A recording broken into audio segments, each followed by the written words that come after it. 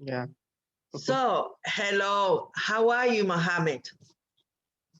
I'm fine, thank you. How about you? Well, I have a bit of a cold today. I have a runny nose, but otherwise, I'm fine.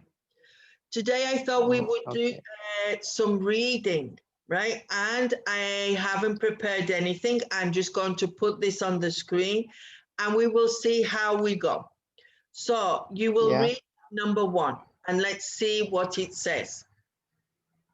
Okay. So, read it Mm, for me, please, Mohammed. okay. Living in a foreign culture can be exciting, but it can also be confusing. A group of Americans who taught English in other countries recently discussed their experiences. They decided that miscommunications were always possible, even over something as possible as yes and no. Right then. So this is possible. So living in a foreign culture can be exciting, but it can Yeah, also be confusing. A group of Americans who taught English in other countries recently discussed their experiences. They decided that miscommunication were always possible, even over something as simple as yes and no. So, from yeah, our previous conversations, I gather that you have never lived outside India. of course. I never have been any countries other than India. So, you have never been abroad. So, when you travel outside your country, you would say to travel abroad. So, you've never traveled abroad. But have you moved from north or south in your country? Or Yeah, you, of course. so which part of India do you live in? I went to North India once. Right, so you live in the south of India, Yeah, of and course. once you travel to the north of India. And did Yeah, you notice anything from one area to the other? yeah, of course. It was pretty different from our culture. South and North India's there are a lots of differences. People are living in different tradition, different culture, and the language is also different. In India, there are 28 states, and each and every state speak different languages. Right, so it can be quite complicated to travel around India, even from a person who lives there. So there are 28 states. And then Yeah, I imagine in each state, it's divided into regions, into cities, into villages. And each time yeah, it's divided, it gets more complicated, maybe for conversation. So, yeah, can of course. an experience you had in the north and you thought, wow, this is different? Yeah, I will remember one thing that when I go to the state Tamil Nadu in India, there was a guy. Actually, the place Tamil Nadu, I think there are a lot of villages than cities. So people, a majority of the people are very poor who are financially affluent. Mm, I amazed. I was struck by seeing a scene that I don't know how to say. It's a bad side of India. So They it was are, a very poor area and yeah, they didn't have basic needs when yeah, you of visited course, them. And you were yeah, so surprised. You were amazed yeah, that you were living in the same country, but life was so different from one side, well, from the north to the south. And you yeah. saw how That's correct. we were lacking in many basic necessities, no? Yeah, actually, we are lucky. My state is named Kerala, and Kerala is a more educated state in India. And also, we have there are in India so many secularistic issues. I mean, government is trying to uh, avoid people of minorities from India. Hindus are majority, but as we are here in Kerala, we have no such that like issues. We are safe here. Mhm. So do you Yeah. think, I don't know, I'm asking, do you think it could be a problem for a person depending on their religion, whether they're accepted or not in the different states? Actually, India is a secularist country. And any person in India can accept any religion and propagate. But the current government, they are trying to make India a Hindu country. So, Ah, so they're going to yeah, extremes, no? yeah, So you're yeah, saying that India is a country which accepts everybody and each person can practice their own religion, but you have yeah, this feeling or you get the idea that the government now in India is trying to go to an extreme and make it a Hindu country. So yeah. people like Mm. yourself would be excluded from the Yeah, new of course. country they are trying to make. Yeah, they say that Muslims should go to Pakistan. Uh, All right. Because that is, yeah, there are more Muslims in Pakistan. yeah. Pakistan is a Muslim country, but Ah, so there it's are actually a Muslim country. Right. yeah, yeah. But they are not noticing that there are so many Muslims who constructed India. I mean, they struggled a lot for the independence of India. And do you know Taj Mahal? Taj Mahal? Yes. Yeah, Taj Mahal is one of It's one of the seven wonders of the world, the Taj Mahal.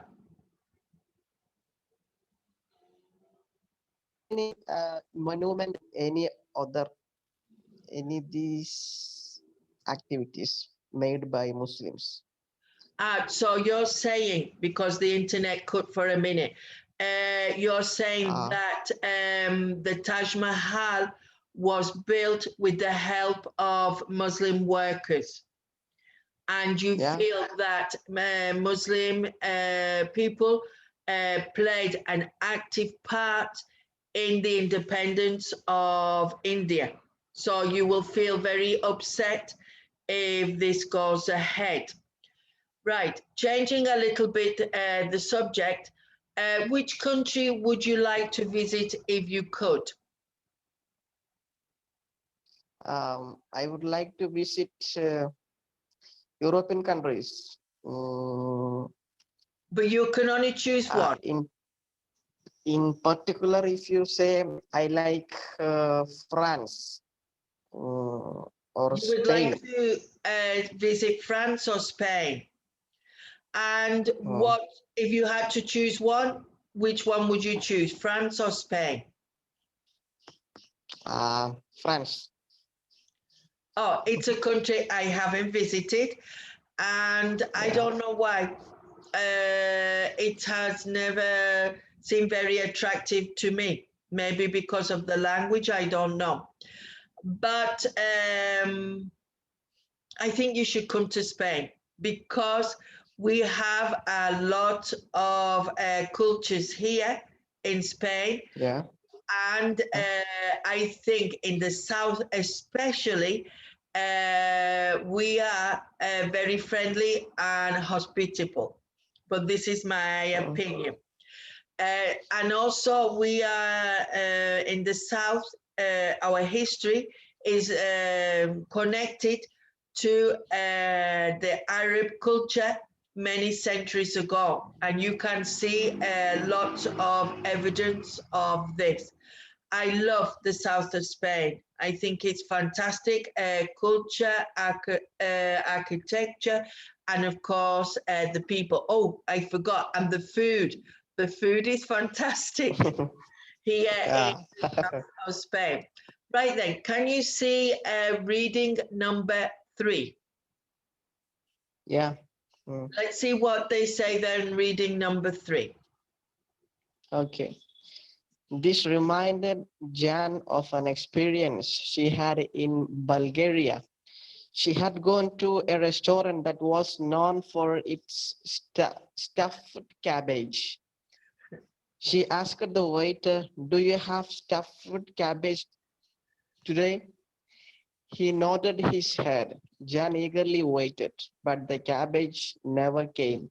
In that country, a nod means no. It is funny. So this reminded Jan of an experience she had in Bulgaria. I've never visited Bulgaria. She has Yeah, to a restaurant that was known for its stuffed cabbage. Cabbage is a vegetable. Do you know this vegetable? yeah, I know. I here Very we good. will make cabbage every day for lunch. Okay. And stuff means that it is filled with something inside it. So I can imagine the cabbage being round. They would Yeah. have the heart of the cabbage, I'm imagining it, and they would have put some other ingredient inside the cabbage.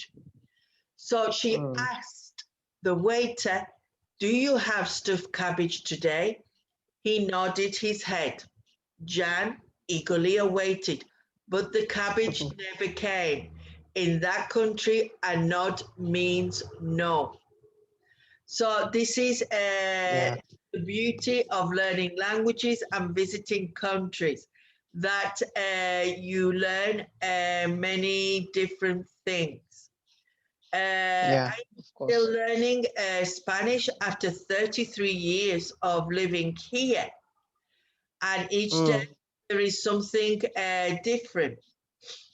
I remember once I saw on the internet that every day in the English language there is a high number of new English words every day. The Every Oxford day. Oh, every day. If you go yeah. to I don't know which website would be better, something like the British Council or something official like that, or the Oxford Dictionary, it tells you all the new words that they accept. Because if you think Mm. about it, English has technology, science, and many things, and the computer technology, no, that is changing Yeah, every day. So yeah.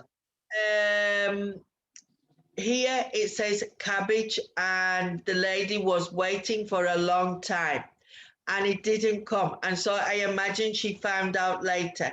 Sometimes I've had mistakes in Spanish where I thought I used the correct word, but it was something different, but with a similar meaning. I think we have problems with words which are similar, but in context, they are very different, no? Mm. What is the most difficult thing for you in English? Do you know? In English, I can read easily. Also, I listen to many persons, but when it comes to American English, it is little bit difficult to listen. But majority of English speakers I can listen.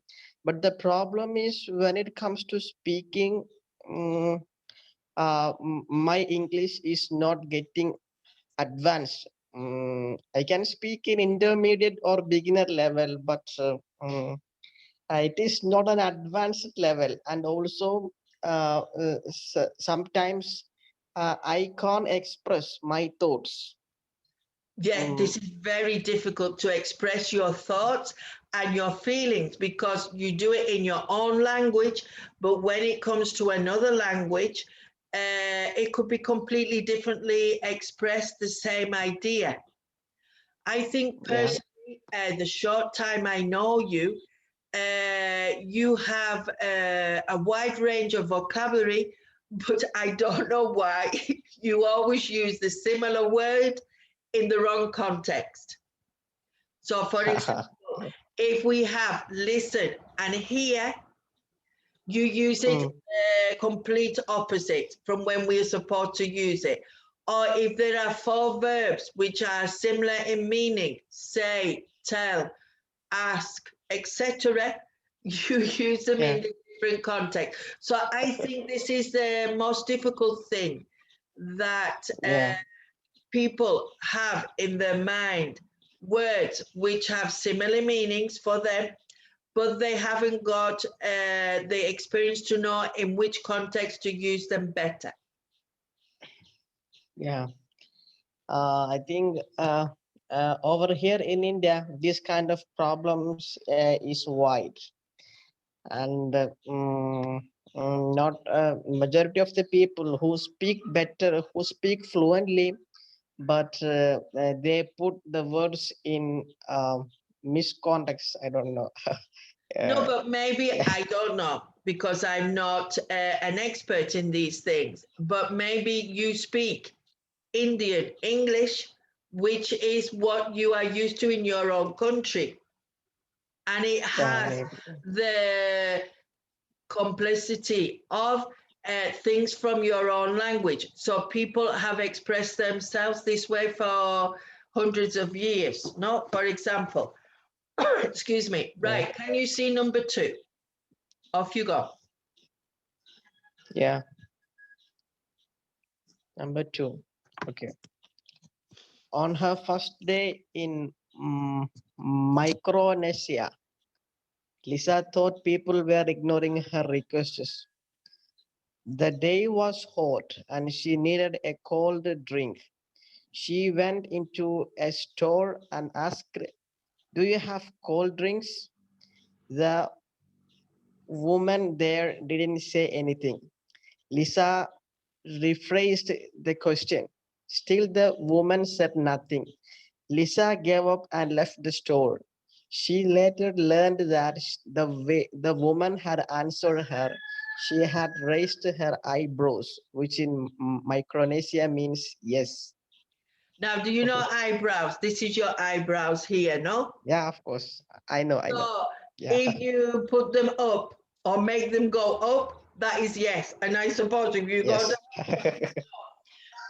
so on her first day in Micronesia, Louisa thought people were ignoring her request. The day was hot and she needed a cold drink. She went into a store and asked, "Do you have cold drinks?" The woman there didn't say anything. Lisa rephrased the question. Still, the woman said nothing. Lisa gave up and left the store. She later learned that the woman had answered her. She had raised her eyebrows, which in Micronesia means yes. So I like that story. I think it's very funny. Can you read number Yeah, four so that we don't waste time? yeah, of course. Tom had a similar problem when he arrived in India. After explaining something in class, he asked his students if they understood. They responded with many different nods and shakes of the head. He assumed some people had not understood. So he explained again. When he asked again if they understood, they did the same thing. He soon found out that his students did understand. In India, people nod and shake their heads in different ways depending on where they come from. You have to know where a person is from to understand if they are indicating yes or no. Is this true or is this just in a textbook? Yeah, Is it? is it? It is true. All right. So just give me 1 minute. I will read it and then we will talk about that. So Tom Yeah. had a similar problem when he arrived in India. After explaining something in class, he asked his students if they understood. They responded with many different nods and shakes of the head. He assumed people had not understood, so he explained again. When he asked again if they understood, they did the same. He soon found out that his students didn't understand. In India, people nod and shake their heads in different ways, depending on where they come from. You have to know where a person is from to understand if they are indicating yes or no. Yeah.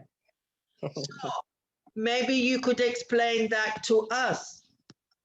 I always think of Indian people going like this with their head. Is it true? They move their head from side to side a lot? Yeah, of course. There are a lot of symbols. Yeah. For example, For example, what we can say, we will move our head for yes, like this. so it's a nod down. A nod down like this is yes. Yes, and this no, this. Very violently, not shaking it a lot, not Yeah, moving it. And anything else? of course. Uh, mm, no, this kind of things. And if I take some time, I will be say something. So you have to Yeah, think this about it, you know? yeah, closing the eyes like this. Says no. So blinking, if you blink Yeah, like that, but closing both eyes. yeah. So you blink. If you blink once or many times together. Yeah, once like this, they will the influence will be in face, not only the eyes. Their face will show it. They are saying no. So if you go to India, you need to be able to read the body language or the face language. So Yeah, blinking your eyes is a no.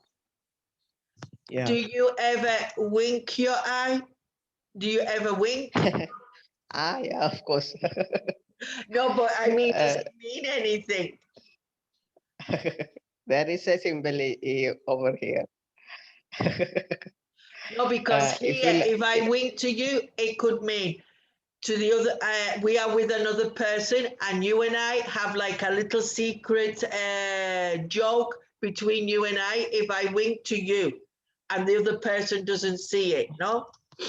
So yeah, it's yeah, like a funny thing if you wink here. The biggest yeah. problem I had here in Spain was the greeting with kisses. I can't, do you do Mm. kisses for anything? Or I shake kiss to hands? my mother. Yeah, shake hands. Here, instead of kissing, we will do shake hands. Right, okay then. So very formal situation in England is to shake a hand. We very rarely kiss anyone if it's not family, right? Mm, I can't remember kissing anyone if it wasn't my family. Whereas in Spain, we kiss each other here and here, and even men kiss each other.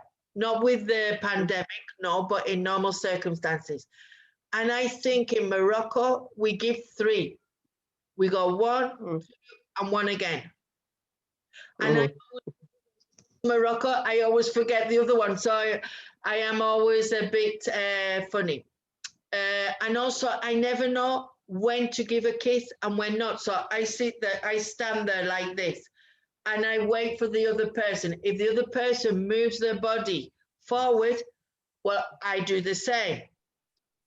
But otherwise, I just stand there waiting mm, to see what happens. And in the past, some of my friends have said, Letty, give me a kiss. What is the problem? Kind of thing, no? So I don't like kissing men.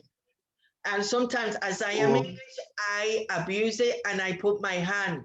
So because I don't want to kiss people I don't know. But in mm. Spain, they do a lot of kissing. One here and one here. and in Morocco we do 3. Do you do anything like this with your hand? Like this? Yeah or No. no? Actually, Turkish people, they will do it for the symbol of respect. I think I have seen in Morocco they do something like this on their hat, and then they give the hat to an old person, to an older person. I think. Okay. Yes, yes. Mohammed, it's been a pleasure talking to you today. I hope Okay. you've enjoyed the conversation, and Yeah, of course. Thank you. I hope to see you again.